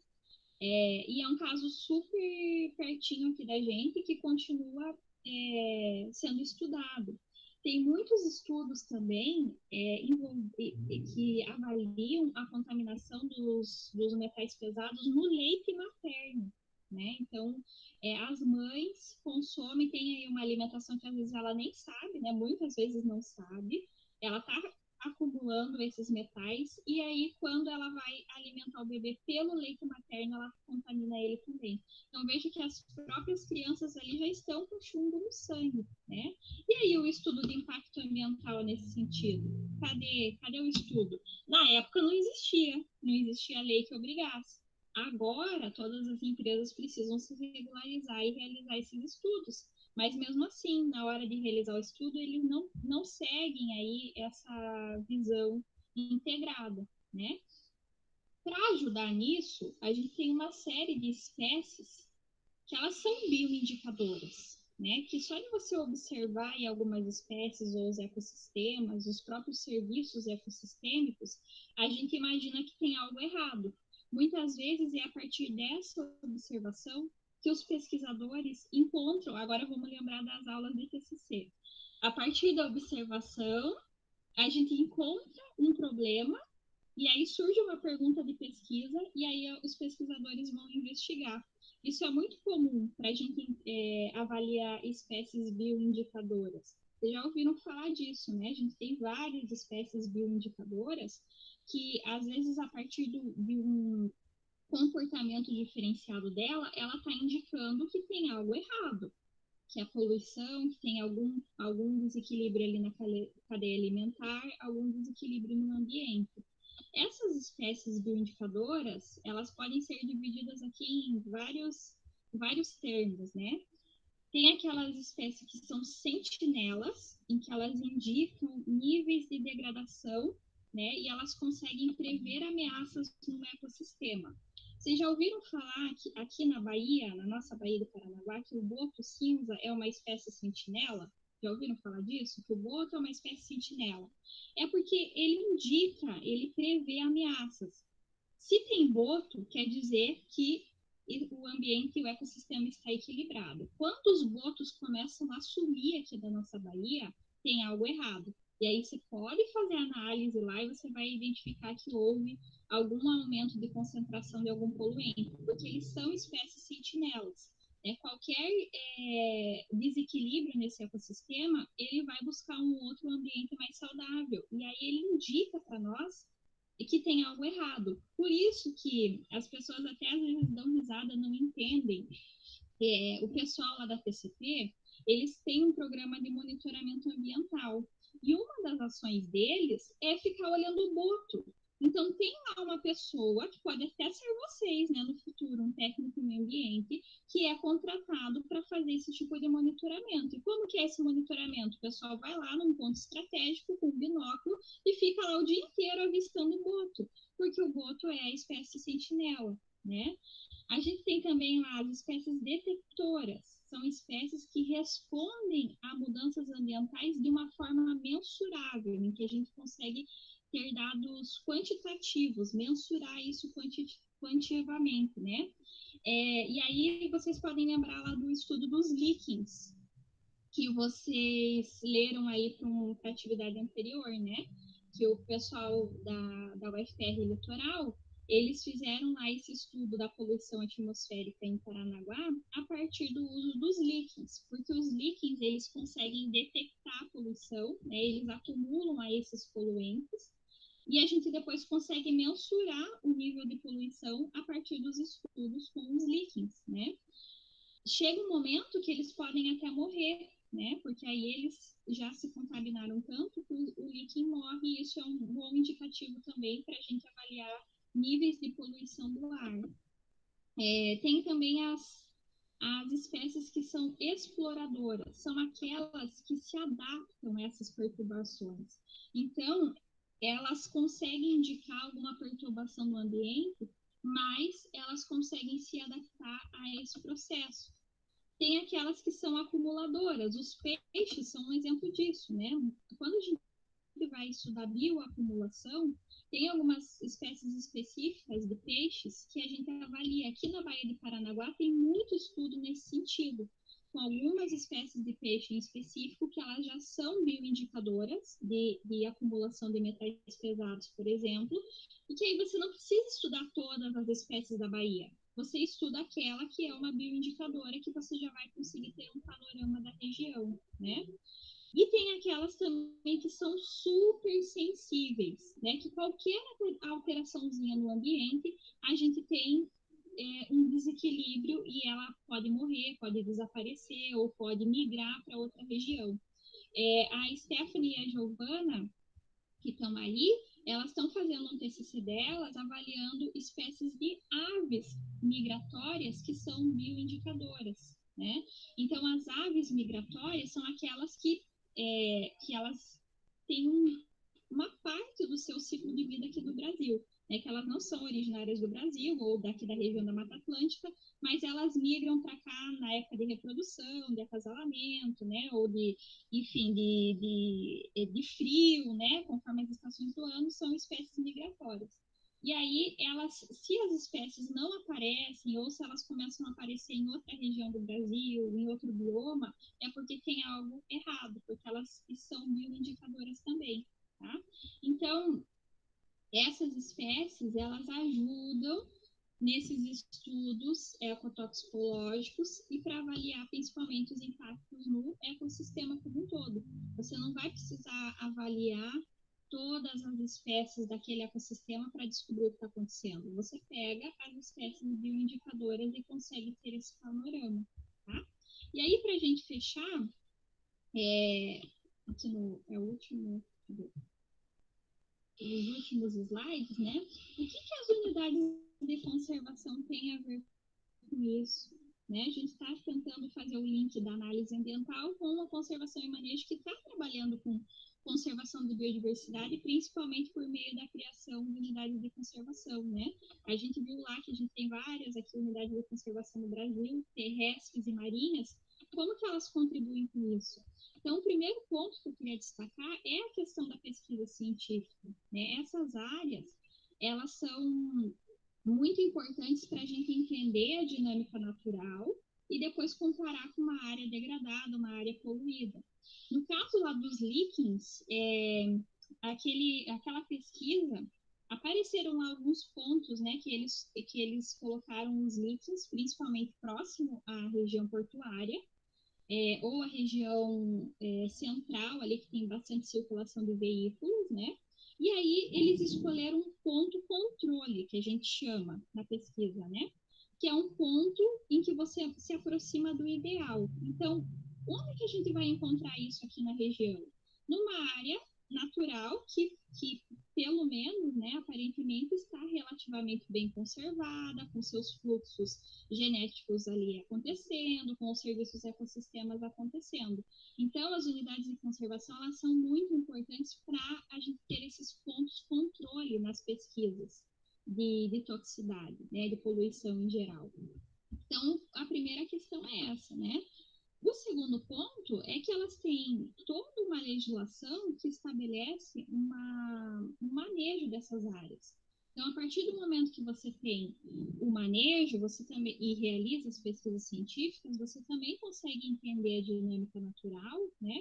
E consegue compensar aí ou mitigar os efeitos desses impactos a partir da conservação dessas áreas, né? O próprio zoneamento das unidades de conservação, a gente vai ver isso com mais detalhes mais para frente, né, quando a gente for avaliar esses instrumentos.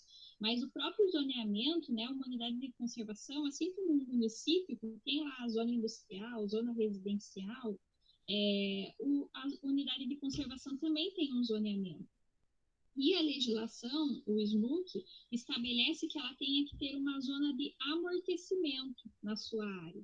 Então, é uma zona em que a gente controla ali os impactos para que eles não cheguem, né, na área principal para conservação, né, que elas têm que ser de proteção mesmo por conta de alguma espécie ameaçada de extinção ou por sua riqueza ali de biodiversidade. Então, elas contribuem até para ordenar o território.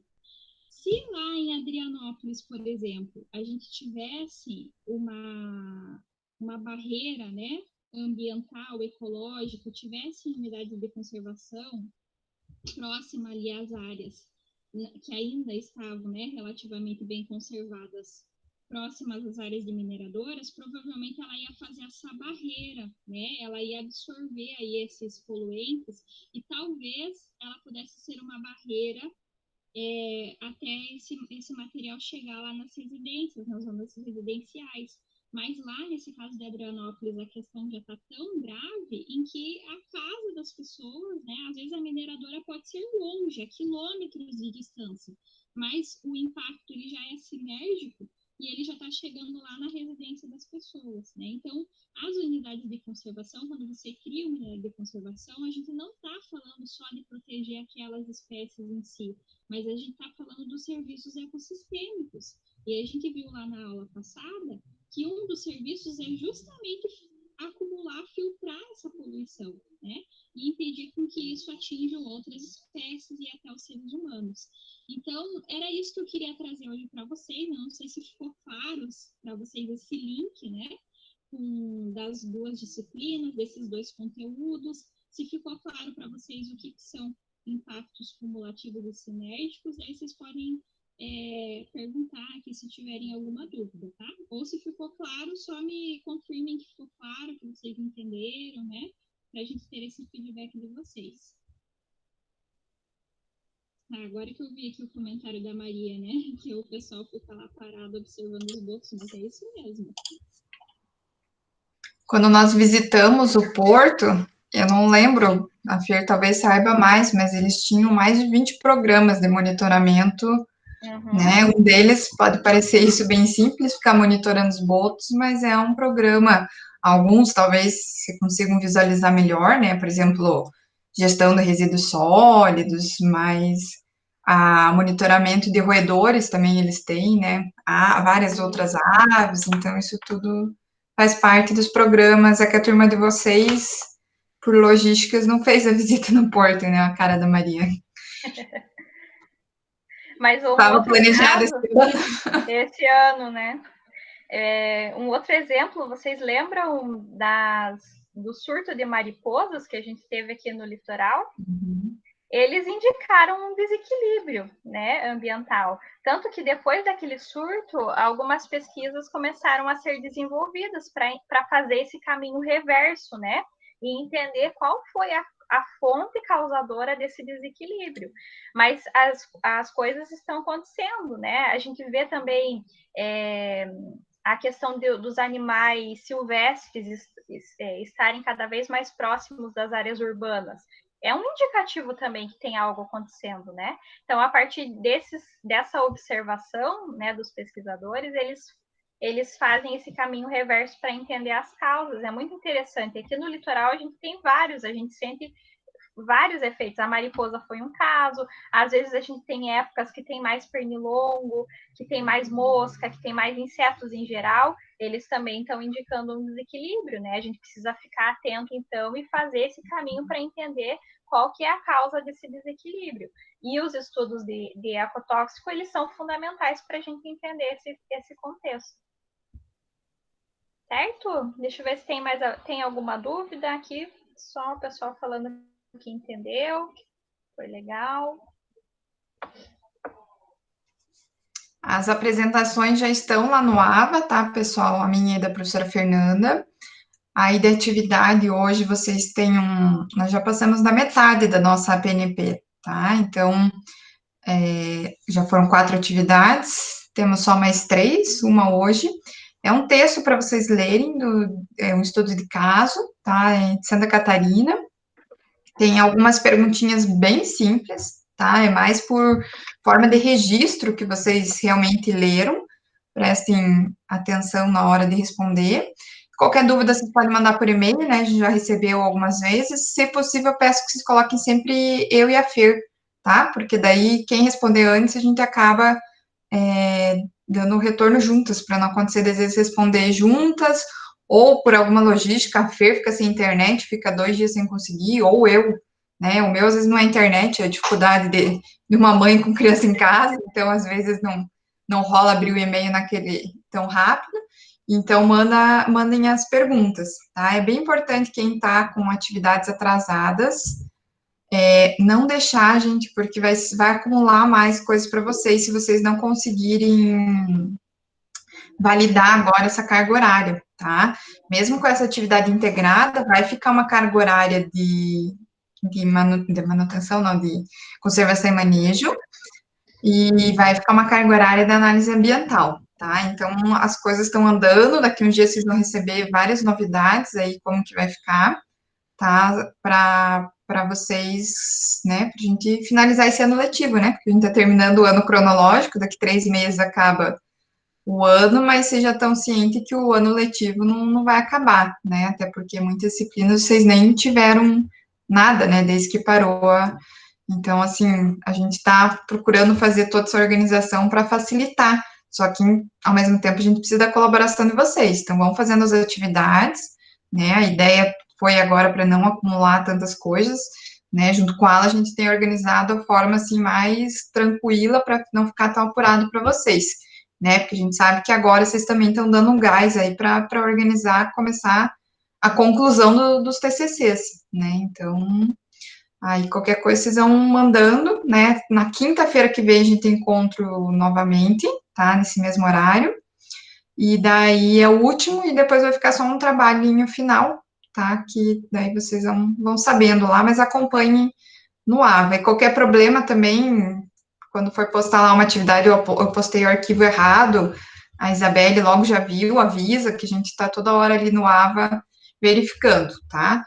Quem não entregou, não tem problema, entrega, pode entregar atrasado, tá? Como eu falei para vocês, o AVA avisa, inclusive, porque a gente programa o dia da atividade, vocês conseguem mandar ela em atraso, ela no máximo ela fica lá, ó, em atraso 3 dias, 4 dias, mas não tem problema, o importante é mandar, tá? Quanto ao tema, alguém tem perguntas? Quer colocar alguma informação? Tem alguma dúvida?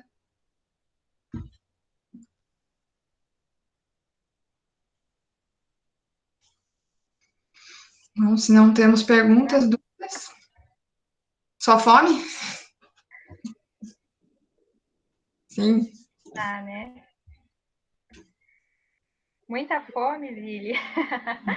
Ainda mais quando a Duda faz inveja pra gente, né? E, Não. ou é comendo pão, agora na rede, só faz inveja pra nós. Não vou mais ver minha câmera. Não, gente, mas a Isa fica me mandando foto de comida, entendeu? 5 minutos para começar a aula, ela começa a mandar foto de frango, foto de queijo, de presunto, e fica assim, eu quero comer. Ela que faz isso, entendeu? Que me dá fome, é culpa dela. É culpa da Zília, então. Olha Tem que se cuidar. A gente entrou numa dieta de engorda ainda, na quarentena. Bom, pessoal, se vocês não têm dúvidas, eu acho que a gente pode ir encerrando, né? Não esqueça, se alguém não registrou o nome aqui no chat, para a gente registrar a chamada, porque a frequência também é importante, né, nas APNPs. E também não deixem para ver lá a atividade no último dia de entrega, porque às vezes vocês têm dúvidas e depois fica acumulando lá para ter que fazer atividade corrida. Então, dá uma olhadinha lá na atividade já, vê se entendeu, se está tudo ok. E daí para entregar no prazo, tá bom? Para vocês não acumularem mais lá para frente. Mas agora eu imagino que as outras APNPs, elas já estão encerrando, né, esse ciclo, então vocês vão ficando mais tranquilos, né? Pelo menos o projeto integrador já não tem mais os encontros, então vocês ficam com esse tempo mais tranquilo, né? Para tanto escrever o TCC quanto fazer as outras atividades, tá bom? Acho que linguagens também acabou para vocês? A PNP? Acabou, Vocês né? estão com a cara de humanas. E tem de história, geografia, filosofia? Sim, a gente Já já tá com encerrou. história e geografia, acho que essa sexta vai ser a última aula. E aí a gente ainda tem a matéria da Giza, do Alan e do Emerson e a de vocês. E o TCC. Então tá. Então tá bom, pessoal. Aproveitem que tá tranquilo agora. Então, o texto já está lá no APA, tá bom? E eu estou inserindo já as perguntas, ok? Tchau, então, pessoal. Bom almoço. Boa semana. Muito obrigada. Boa semana para vocês. Tchau, Léo. Tchau, Tchau, professoras. Obrigada. Tchau.